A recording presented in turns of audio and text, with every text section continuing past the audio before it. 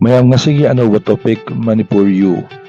Yu sungbagi process mayam su sarakna khalamgani khanjai. Manipur da phangiba yu makhal ayamba saktagi sungba yu ngaktani. Nongma yu sungbagi process ai hapsarake. Ngasigi topic asina Manipur da phangba local yu makhal kharagi matangdani. Local amadi local vendor singda phangiba yu makhal khudingmak saktagi sungba yu makhal ngaktani.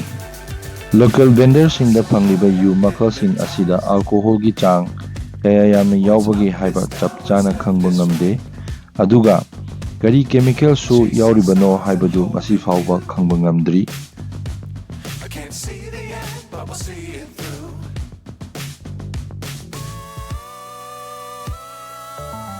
Sizinafam Sasti Puja Luhongba Churakran Yum Sangaba amadi birthday party na chingba occasion singda seasonai nungshirba marup sing channel subu yengbiruba khwai punamak subscribe amasung like sungsoi suina toksinbiramo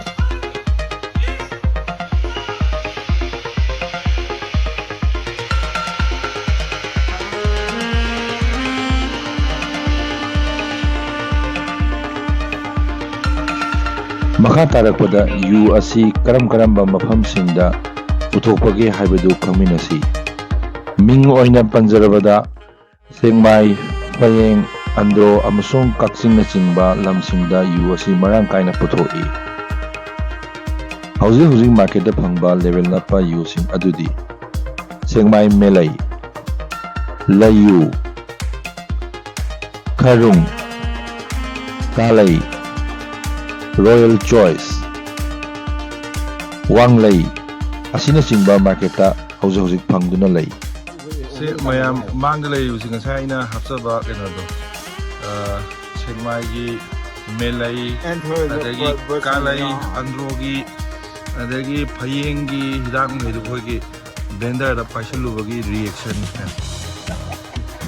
mayam aina hapsariba asi ato mafam singda asidagi henba makhal sing leirangmani khali aina thengnajaba amasung khangjaba amasung thengnabasingdo mayamda ai uchabani mayam topic asibu interesting oirabadi like subscribe amadi comment tawbiramo nasigidi kainaba yathang nijari see you in next episode thank you everyone yaifare imalabang yaifare